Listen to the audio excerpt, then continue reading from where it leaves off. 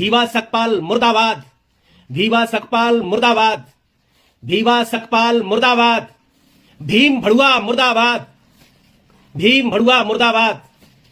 यह अपना नाम रतनलाल बताकर और बाबा साहब के नाम को भीम भड़वा मुर्दाबाद के नारे के साथ प्रसारित कर रहा है। यह अपने आप को एडवोकेट कहता है और एडवोकेट कहते कहते यह गलती भी कर रहा है कि हम किसके खिलाफ क्या बोल रहा है। इस गोबर भक्त को यह नहीं पता कि भीम के चाहने वाले कितने हैं, भीम दीवाने कितने हैं। जहां इसका थोबड़ा दिख गया वहां इसका थोबड़ा चेंज हो जाएगा। फटे कंडम की पैदाइश। मैं रतनलाल को आज मैंने कहा नंबर 1 का भीम भड़ुआ, अगर ये सच आदमी है अंदर से, और अगर मैं चंबल की लैंग्वेज में बोलूं तो ये अपने असली एक बाप का है, तो संविधान के ऊपर डिबेट कर ले। यह चंबल की एक बाप की पैदाइश बता रहा है। हमें तो लग रहा है 10 बाप की पैदाइश है गोबर भक्त। और ये कह रहा है कि संविधान के ऊपर कोई डिबेट कर ले। हम तो कह रहा है मनुष्य स्मृति के ऊपर तू डिबेट कर ले।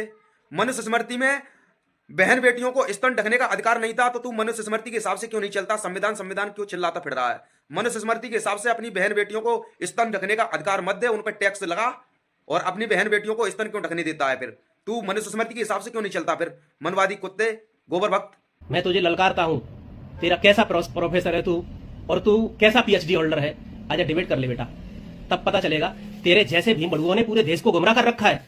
ये झूठ पे झूठ बोले जा रहे हैं। संविधान निर्माता है कैसी, ये तो बता ले, बहस कर ले इस बात पे। मैं सबको ललकार रहा हूं, चाहे ये हो, चाहे प्रोफेसर विवेक कुमार हो, चाहे लक्ष्मण यादव हो, ऐसे जितने भी भीम भड़ुए जो भीवा सकपाल के नाम पर कमाई खा रहे हैं, अपने घर भर रहे हैं और हमारे भोले भाले वंचित समाज को गुमराह कर रहे हैं, ऐसे भीम भड़ुओं से मुझे सख्त नफरत है, क्योंकि इन्होंने देश को गुमराह कर रखा है। और मुझे पता क्या लगता है, जिस तरह से भीवा सकपाल ब्रिटिश एजेंट था, इसी तरह से जितने भी भीम भड़ुए हैं ये डायरेक्ट और इनडायरेक्ट ब्रिटिश एजेंट हैं, इसलिए झूठ फैला रहे हैं। मैं सबको चैलेंज कर रहा हूं, अगर आ जाओ डिबेट करो और साबित कर दो।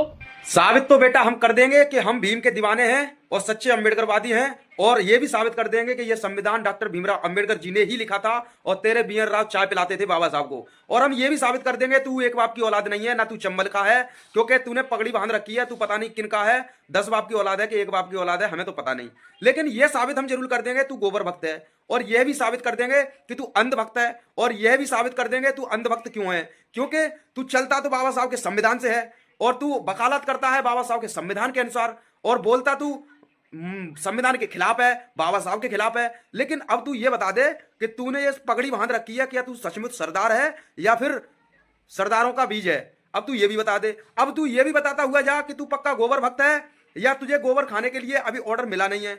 अब तू ज्यादा बोल रहा है तो ये गर्मा गर्म गोबर खा और ताजा ताजा नाश्ता करके आ, उसके बाद तू डिबेट करना, क्योंकि अभी डिबेट करने का मेरा मूड नहीं है। अभी हम भैंस का दूध पीने जा रहे हैं, गाय का दूध पीने जा रहे हैं, और तू गाय का मूत पीने जा और नाश्ते में गोबर खा के आ। और अभी हम जा रहे हैं फ्रेश होकर मूड में नाश्ता करने के लिए, और हम नाश्ते में चाय पानी पी के आएंगे और तू गोबर और मूत पी के आ। उसके बाद बातचीत करते हैं बैठ के, कौन अंधभक्त है और किसने भारत का संविधान लिखा और किसने नहीं लिखा। ठीक है बेटा, चल निकल पतली गली से।